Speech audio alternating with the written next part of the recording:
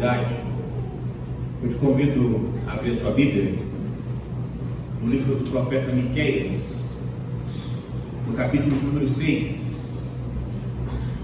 Miqueias, capítulo número 6. Nós faremos a leitura de todo o capítulo, versículo número 1 ao versículo de número 16. Novamente, eu farei a leitura dos versículos ímpares, e os irmãos, mesmo assentados como estão, farão a leitura dos versículos pares. Miqueias 6, de 1 a 16, leitura alternada de todo o texto. Diz assim a palavra de Deus: ouvi agora o que diz o Senhor. Levanta-te, defende a tua causa perante os montes, e ouçam os outeiros a tua voz.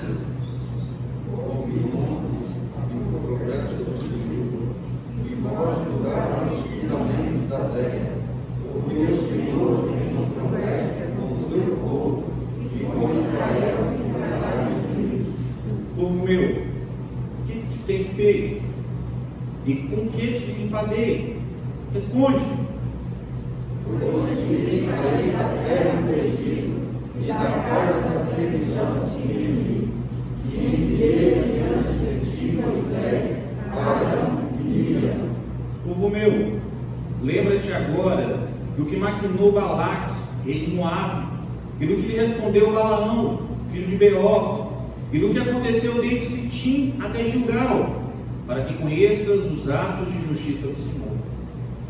Com ele apresentarei ao Senhor, e me inclinarei ante teus sacerdotes, e verei perante ele com holocaustos, com desejos humanos. Agradar-se-á o Senhor de milhares de carneiros, de 10.000 ribeiros de azeite? Darei ao meu primogênito pela minha transgressão, o fruto do meu corpo pelo pecado da minha alma? Ele te preparou ao homem, o que é bom, e que é o Senhor perante de ti, e pratiques a justiça, e andes nas misericórdias, e andes humildemente com o teu Deus. A voz do Senhor clama à cidade, e é verdadeira sabedoria temer o nome. Ouvi, ó tribos, aquele que a cita. Ainda há na casa do ímpio os tesouros da impiedade, e o detestável é o nada. Poderei eu inocentar balanças falsas e bolsas de pesos enganosos?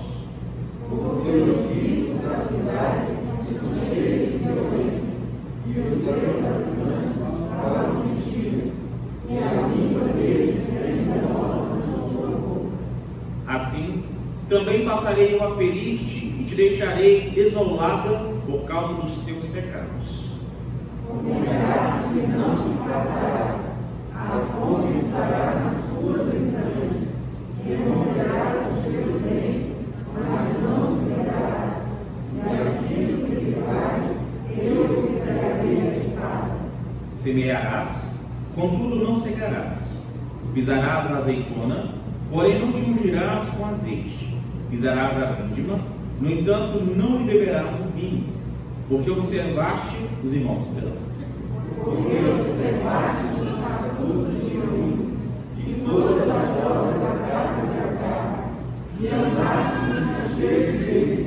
Por isso, eu farei de ti uma desolação, e dos habitantes da tua cidade um alvo de vagas, assim trarei sobre vós o opróbrio dos povos.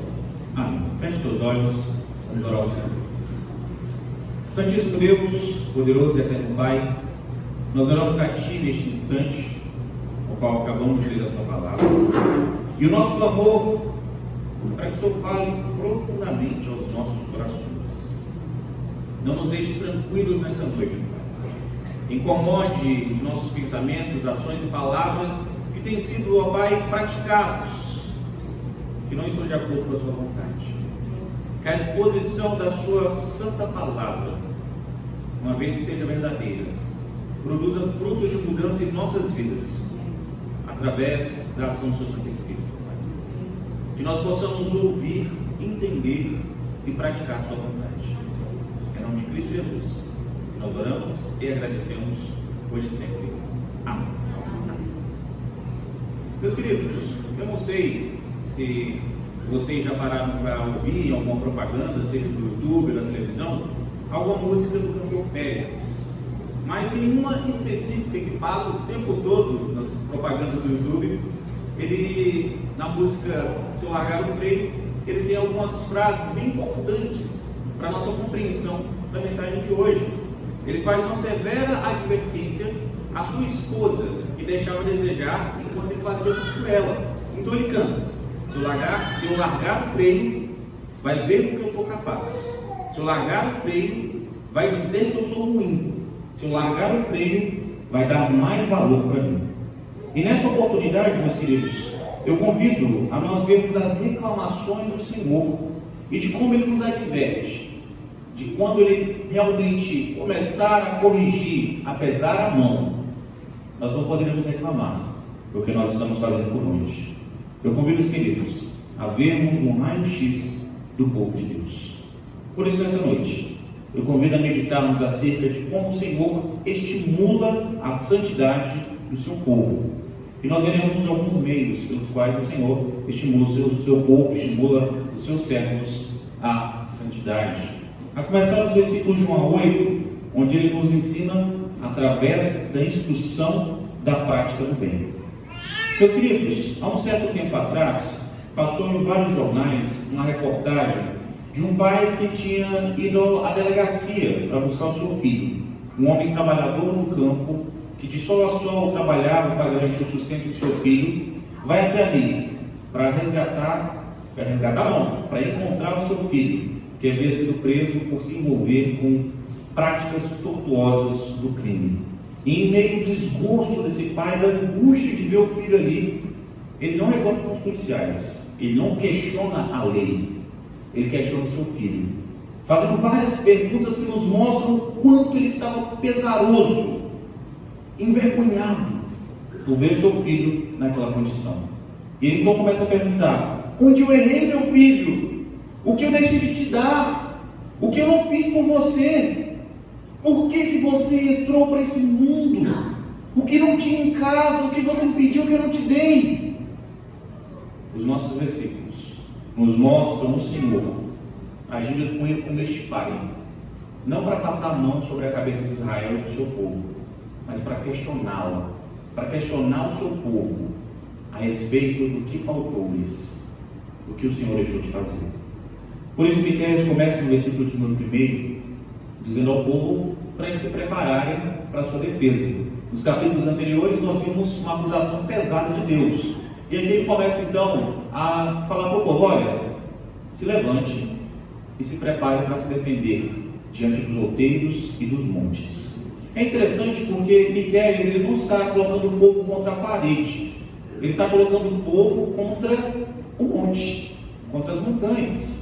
Este povo que estava se fazendo de surdo é colocado agora diante da natureza inerte para argumentar, para ficar sem argumentos, na verdade, diante da sua infidelidade, diante do pouco caso que ele fazia de Deus. Eles se fazem de surdos, meus irmãos, para não terem que obedecer. Se eu não ouvir, se eu não for instruído, eu não preciso fazer. Era um pensamento recorrente na cabeça dessas pessoas, provavelmente. Não era por falta de instrução. Eles faziam essas coisas não por falta de instrução, mas por falta de vontade. Eles não tinham vontade de agradar a Deus, e por isso viviam de forma cada vez mais vergonhosa. Em razão disso, que Deus elenca não homens, não profetas, não anjos, não pessoas que podiam articular algum discurso para mostrar o quanto Israel e o restante do povo de Deus estava deixando a desejar. Deus elenca a natureza inerte para escancarar o erro deste povo. É triste nós constatarmos, meus irmãos, que a natureza que realmente não ouvia prestava mais atenção à voz de Deus do que o seu povo. A natureza inerte que não falava, que não ouvia, dava ouvidos ao Senhor. E essa é elencada não para o povo poder ganhar um discurso, ganhar um debate, já que eles não poderiam retrucar, a natureza inércia escancarada aqui, é trazida para escancarar o quanto o povo ao longo da história havia deixado a desejar. A natureza era testemunha do cuidado de Deus e da infidelidade deste povo. É aqui que nós vemos, meus irmãos, Deus questionar como o pai estava questionando para com o seu filho na delegacia. Especificamente aqui no versículo número 3, Deus faz uma série de perguntas a este povo, tentando fazer com que o povo pensasse o que da parte de Deus motivou eles a estarem fazendo essas coisas. Deus pergunta: o que eu deixei de te dar? O que faltou a vocês? Alguma coisa que eu deixei de prestar atenção nas necessidades de vocês para ser tratado com tanta falta de vontade e com tanta falta de consideração? Responda-me onde eu deixei a desejar. Fala, meu povo, onde eu não fiz o que eu deveria fazer. Me fala. E aí, no versículo número 4 em diante, Deus responde a este povo: não tem onde eu deixei a desejar, não tem argumentos, não tem o que vocês apontarem. Eu não deixei a desejar, pelo contrário, eu fiz muito por ti, muito além do que você merecia, muito além do que as suas obras falhas poderiam alcançar diante dos meus olhos de merecimento. Eu te tirei lá da escravidão no Egito, daquela vida miserável que vocês viviam, daquela vida degradante, daquela vida onde vocês não tinham perspectiva de futuro. Eu te tirei da miséria e te fiz abundar em felicidade. Eu te dei dignidade. E como se não bastasse, tirei vocês de lá e coloquei adiante de vocês Arão, sacerdócio, para te ensinar a se voltarem a mim em devoção. Moisés, na lei civil, para ensinar o que era bom e agradável a vocês. E não se enganem, até com as mulheres eu me preocupei, coloquei adiante delas Miriam, para explicar na linguagem delas o que eu desejava de cada um de vocês. Todos vocês foram instruídos na minha palavra, mas vocês preferiram ficar indispostos, se fingirem de surdos, para não ouvirem e assim não praticarem a minha vontade. Deus chama este povo de ingratos, e ele continua no versículo número 5. Além disso, eu não permiti que Balaão, contratado por Balaque, amaldiçoasse vocês. Balaque foi lá e contratou Balaão para amaldiçoar o povo de Deus, para fazer com que eles perdessem o embate. E Deus faz com que ocorra o episódio tão conhecido da mula de Balaão, falando com este homem a respeito de como Deus estava ali para puni-lo, e se recusava a ir adiante por causa do anjo com a espada estendida. Ao invés de permitir que Balaão amaldiçoasse o seu povo, Deus falou com este profeta para o abençoar, não uma, não duas, mas por 3 vezes. Por 3 vezes, Deus fez com que a maldição sobre Israel fosse transformada em bênçãos. E ele continuou: eu entreguei Canaã a vocês, e mesmo assim, vocês tiveram a pachorra de serem infiéis diante de mim, de Sitim até Gilgal. Em todo o percurso, eu contemplei as suas obras de infidelidade. Eu contemplei vocês se voltando aos deuses estranhos dos povos que vocês estavam derrotando. Diante de tudo isso, eu percebi o quanto vocês estavam deixando a desejar. E sabe o que eu fiz com vocês? Perdoei, agi com misericórdia, agi com graça. Não retribuí como vocês mereciam, mas como vocês precisavam. E aqui, no versículo de número 6, nós vemos o quanto este povo era hipócrita. Depois de ouvir toda essa repreensão, um deles se levanta e começa a perguntar: como que me apresentarei ao Senhor e me inclinarei ante o Deus excelso? Virei perante ele com holocaustos, com bezerros de um ano, agraciado do Senhor de milhares de carneiros, de 10.000 ribeiros de azeite. Daria o meu primogênito pela minha transgressão, o fruto do meu corpo pelo pecado da minha alma. É onde Deus começa a mostrar o quanto esse povo era hipócrita. Eles estavam, meus irmãos, acostumados a tentar compensar a Deus pelos seus atos falhos, pelos seus pensamentos, atitudes, pelas palavras que eles falavam que não agradavam a Deus. Como que eles tentavam compensar a Deus? tentando apaziguar a ira de Deus com carneiros queimados, com azeite sendo derramado, com o primogênito sendo apresentado na exclusividade a Deus. Eles achavam que assim iam apaziguar e não diminuir a ira de Deus. De forma hipócrita, eles achavam que podiam fazer o que quisessem e depois apresentar diante de Deus o que já pertencia a Deus. Estes homens, meus irmãos, não compreendiam que nada material apazigua a ira de Deus sobre os pecadores. Nada de material apazigua a ira de Deus sobre os pecadores. E hoje nós muitas vezes corremos no mesmo erro de tentar compensar a Deus pela nossa falta de compromisso diário, meus irmãos, com várias idas à igreja, mas com um pensamento totalmente longe. Nós queremos estar aqui só de corpo presente. A mente, a atenção, a devoção está longe, mas longe com força. Com leituras diárias da Bíblia, mas de forma tão mecânica, que se te perguntar o que você leu, pelo menos a referência, você não sabe. Dízimos cada vez maiores, além do que a Bíblia requer, para tentarmos convencer a Deus que o nosso coração é dele, pelo que nós estamos oferecendo de material. Ofertas transbordantes, além do que nós realmente entendemos como adequado, nosso coração fica apertado, para cada vez mais escancarar a nossa hipocrisia diante de Deus.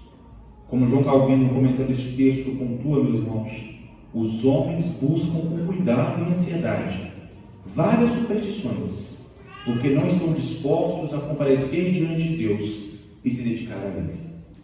Meus irmãos, nós somos hipócritas como esses israelitas, porque achamos que agradamos a Deus com o exterior somente, e o interior não importa. Por isso, se nós fazemos barulho, com pompa, com toda a nossa artimanha de inteligência, com as aparências, nós vamos agradar a Deus. Os israelitas pensavam assim, e hoje muitos de nós pensam da mesma forma. Mas Deus não requer nada disso, meus irmãos. O versículo de número 8 é bem enfático. Deus não quer nada disso, nada disso. O que Ele agrada é a adoração que seja verdadeiramente espiritual e que aí sim desemboca no material. É começando no coração e não começando no material. É do coração para o material e não do material para o coração. Que nós vivamos a justiça, não só no domingo, não só na escola dominical, não só no culto à noite, mas no dia a dia.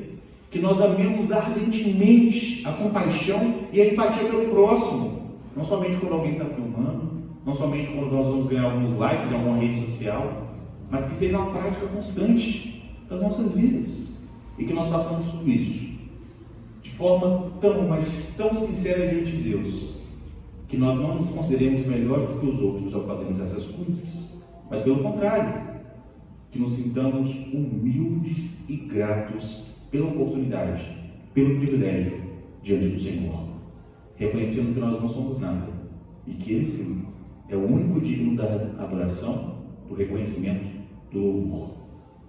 De uma vez por todas, meus queridos, que nós compreendamos, nada de material pode ser oferecido para compensar a ausência destes comportamentos. Nada, independente da quantidade, nada. Deus quer o seu coração em devoção. Se você não der a Ele o seu coração, você pode vender tudo, pode queimar o seu corpo, pode queimar a sua família, pode colocar tudo como libação ao Senhor, que não vai agradar. E se você de fato estiver com o seu coração voltado a Ele, não apenas de aparência, mas com sinceridade, por mais parcas sejam as suas condições, Ele se agradará na sua vida. Deus se importa com os nossos corações, refletindo no material, e não no material vazio, dando material sem qualquer tipo de compromisso com Ele. Por isso, Deus nos estimula à santidade, nos instruindo na prática do bem, no que agrada a Ele, no que glorifica a Ele, no que beneficia a nós e aos nossos semelhantes. Como se não fosse o suficiente, Ele continua.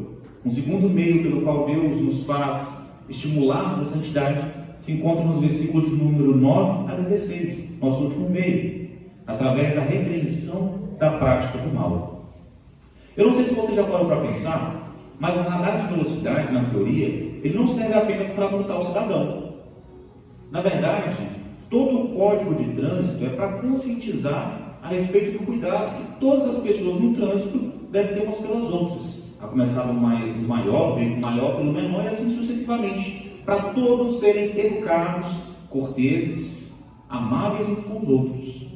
Mas tem algum ou outro que é mais difícil de entender, então tem que ter algum tipo de repreensão, um tipo de limite. Como que é esse limite? Só a repreensão verbal não ia adiantar em nada, a gente entende quando é o bolso. Por isso o radar, quanto maior o seu excesso de velocidade, maior é a proporção da multa que virá, para doer no bolso e ficar gravado na mente. É o que Miqueias nos fala aqui. Ele nos mostra que a repreensão da prática do mal é o meio divino para nos conduzir à santidade, para nos conduzir a vivermos da forma que agrada a Deus. Este mesmo Deus, ele deseja algo tão simples, mas tão simples do povo, que era viver com sinceridade diante dele. Ele chora pelo que vê sendo realizado entre o seu povo.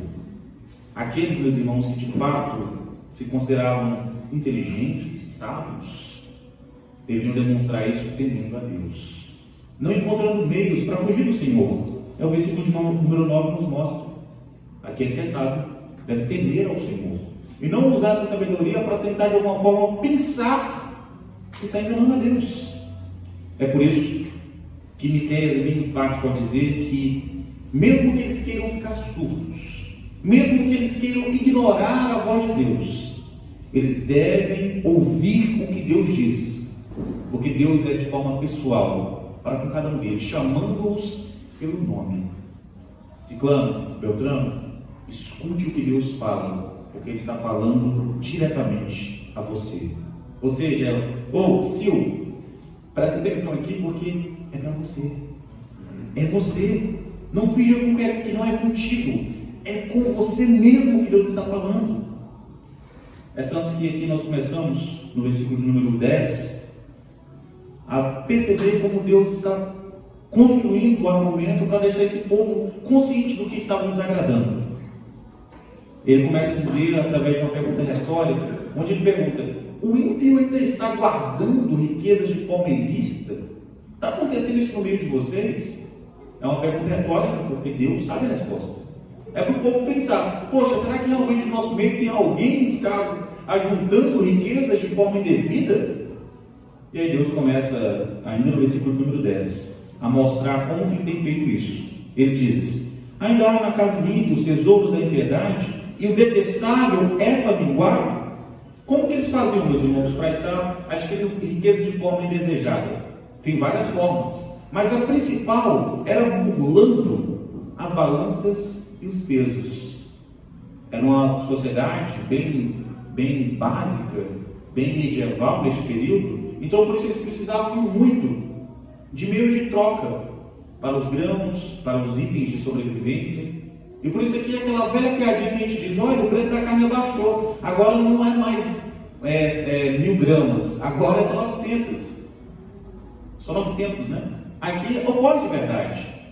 O que eles faziam? Eles pegavam o éfa, que era uma unidade medida neste período, que servia tanto para grãos quanto para líquido, que era mais ou menos ali 22 litros. E eles adulteravam. Como? Eles faziam o seguinte: olha, se era um grão e era 22 litros, eles faziam o quê? Pegavam 19, 20 litros do alimento que estava sendo vendido, e o resto eles colocavam impurezas ou outros grãos para dar volume.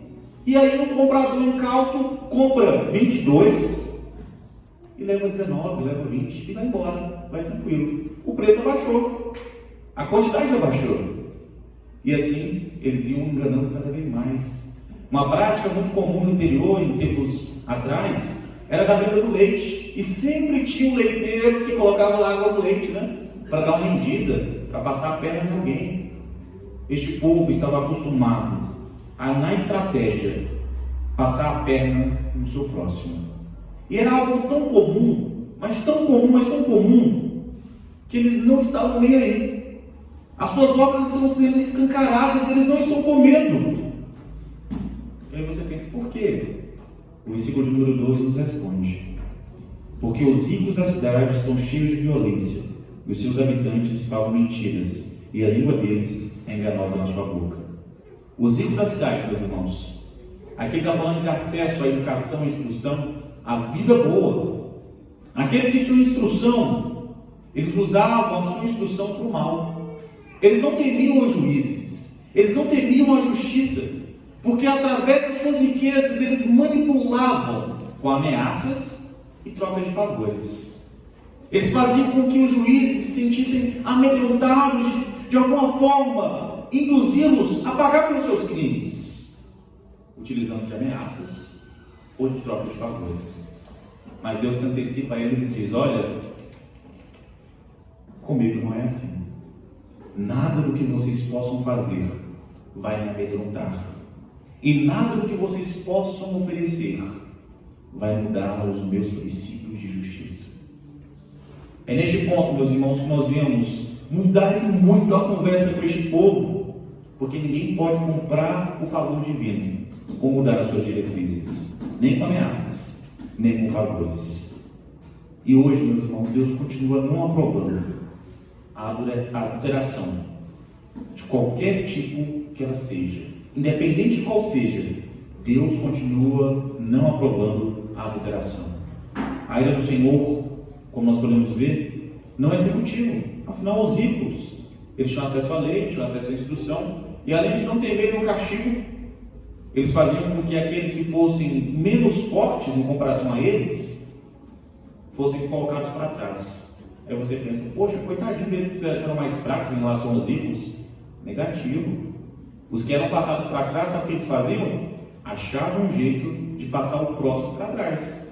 E aí virava um ciclo na sociedade, a ponto de cada um que é passado para trás ficar pensando em como ele poderia passar o outro para trás. O que Miqueias faz é revelar que na sociedade israelita os justos eram muito, mas muito minoria. Eles não faziam diferença, eles se omitiam. Os ricos eram os primeiros a dar mau exemplo, tomando pela violência, tanto velada como pública, os bens do povo, e viravam um ciclo sem fim, um tentando passar a perna no outro. E aí o versículo número 12 ainda continua, dizendo que essa nação era tão podre, mas tão podre, que a língua deles era cheia de mentiras, eram cheias de mentiras.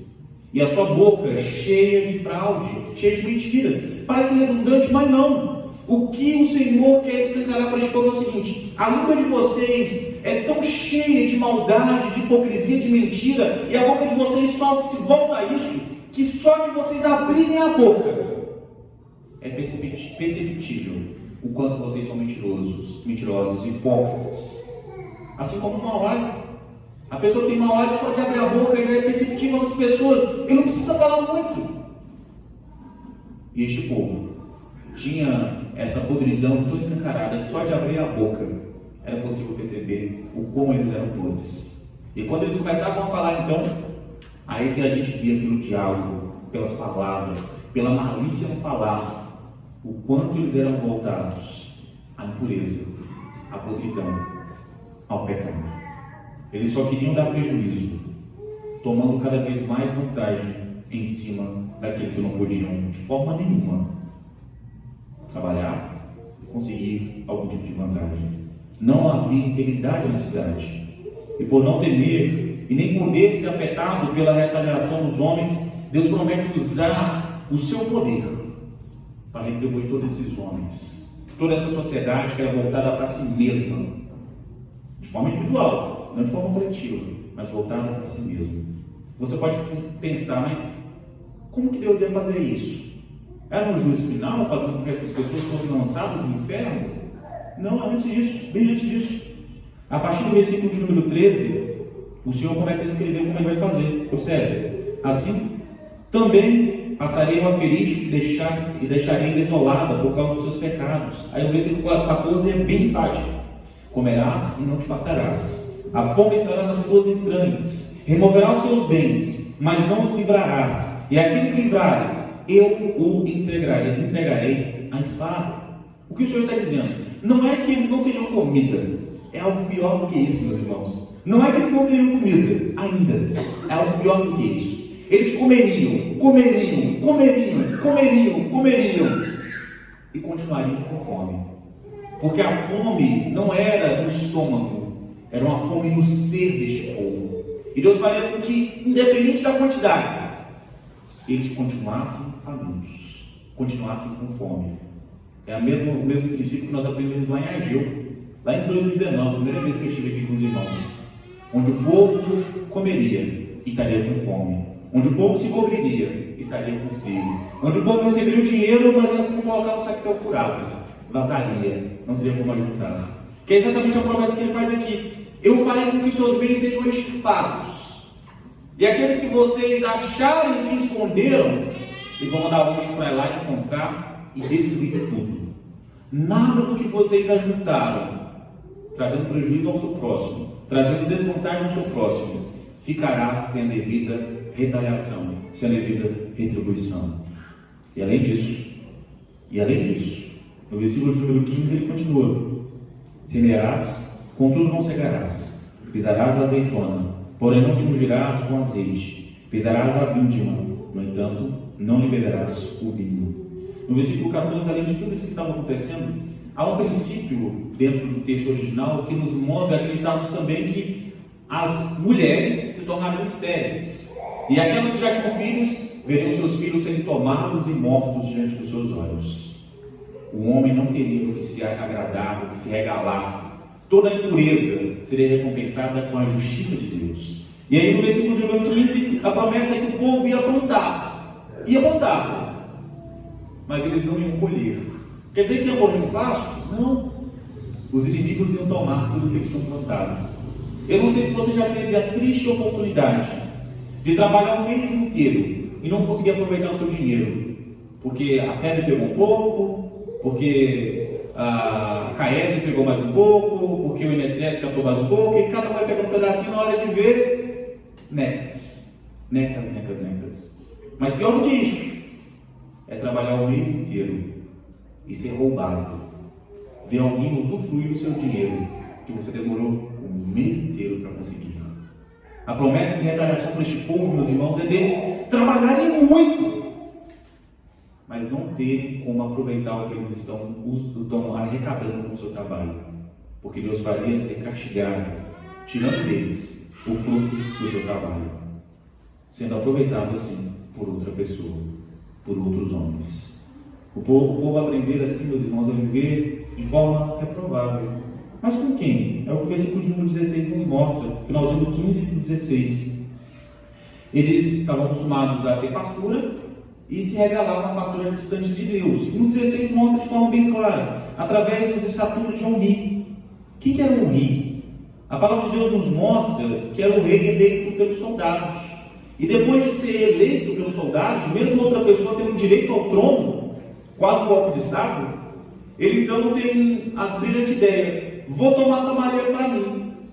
Só que ele não pega para adorar a Deus, ele pega para ser adorado pelos homens, e faz de Samaria o centro de toda a adoração do seu nome. E aí você pensa: poxa, que coisa horrível. Sim, coisa horrível. E ele começou a passar isso para as suas outras gerações, a ponto de Onri ter um filho, ou um descendente chamado Acabe, que só de ouvir se já lembra, né? Acabe, Jezabel, um rei terrível sobre Israel, um homem que por causa da sua gestão ficou sem chover. Este homem deu origem a uma dinastia, não de homens tementes a Deus, mas de homens voltados à idolatria e do afastamento a Deus. A casa de Acabe, a dinastia de Acabe, o homem voltara-se a si mesmo e abandonar ao Senhor. Você consegue entender agora, meu irmão? Você consegue entender agora, minha irmã? Porque Deus estava em controvérsia com esse povo. O povo que recebia o cuidado e a atenção de Deus estava usando isso para o mal, para o que desagradava a Deus. Você consegue perceber por que eles mereciam cativeiro? Por viver em imitação da degradação da casa de Acabe, o Senhor traria-lhes castigo, a ponto das pessoas, como o versículo de número 16 nos narra, passarem por essa nação e zombarem, assobiarem, vaiarem. Olha lá a nação que se dizia tão boa, olha como é que eles estão. Por se afastarem do Senhor, eles receberiam desprezo, a zombaria dos outros povos. Os povos que eram pequenos, a zombaria dessa nação já foi muito grande.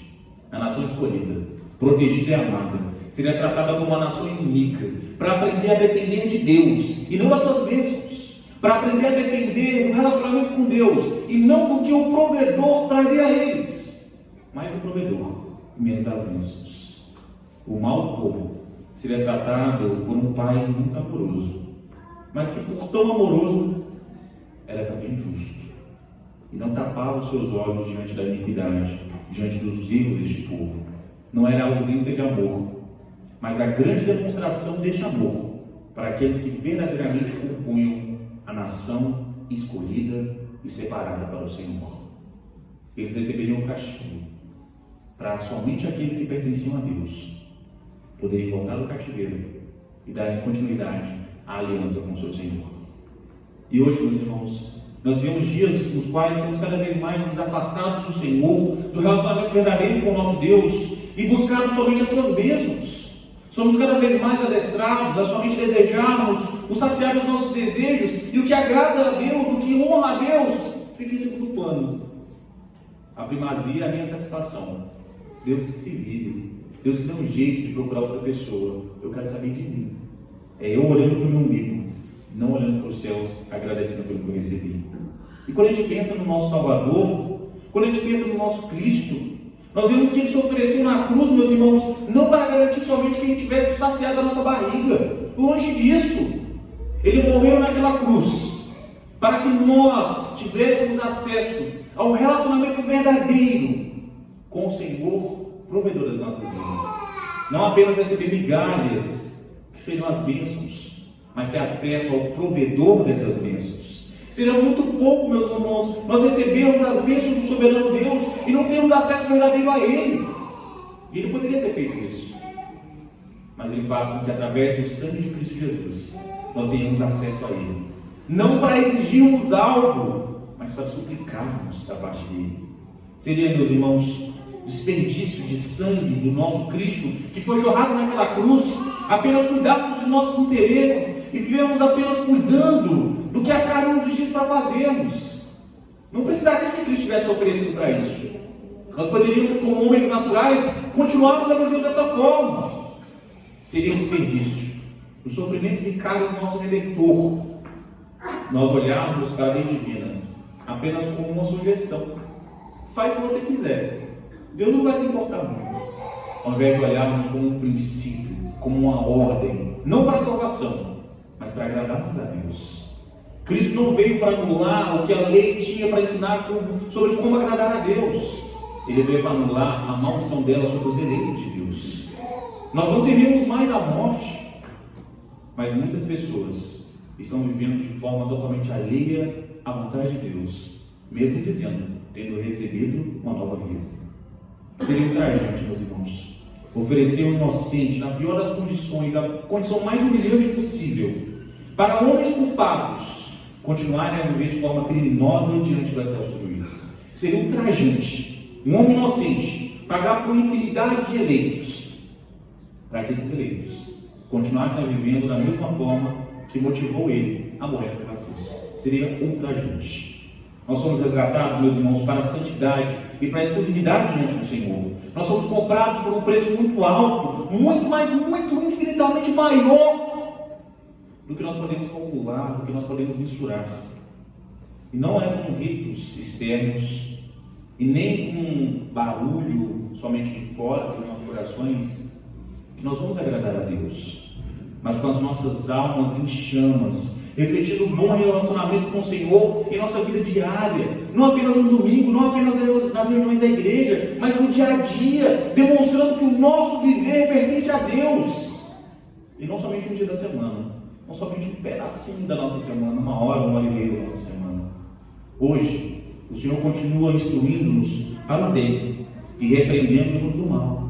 Nós não somos mocinhos, meus irmãos. Tire isso da sua cabeça, pelo amor de Deus. Você não é mocinho, você não é inocente diante da lei de Deus. Você é culpado. Cristo não morreu para se tornar inocente, mas para te tornar perdoado. Você é culpado de todos os pecados que você comete. E se você verdadeiramente não for alcançado por Cristo Jesus, Você pode continuar vindo à igreja, pode continuar lendo a Bíblia, e a salvação não estará na sua vida. Só é salvo quem tem Cristo Jesus como Senhor e Salvador da sua vida. Não existe outro caminho, não existe outro meio. Nós somos bandidos que foram perdoados e que receberam uma nova oportunidade de vida para demonstrar que se arrependeram, que são novas pessoas, Se você foi perdoado, foi alcançado, transformado, demonstre isso na prática, meu querido. Mas não somente em ritos vazios, mas um viver renovado, fruto de uma verdadeira transformação oriunda do Espírito Santo. Cristo nos salvou em seu corpo e em seu sangue para a liberdade do pecado e não para a liberdade no pecado. Existe uma diferença muito grande. Nós somos livres não para fazermos o que nós quisermos. Nós continuamos sendo responsáveis pelo que nós fazemos. Nós somos livres para dizer ao pecado que nós não queremos, através da fortificação em nossos corações oriunda do Espírito Santo. Deus tem apresentado várias reclamações ao nosso respeito. O que nós temos feito acerca delas? Aceitado, mudado ou ignorado? Quando o chicote está lá, não vai adiantar chorar, meus irmãos, porque aqueles que pertencem ao Senhor, Ele mesmo corrige, orienta e transforma.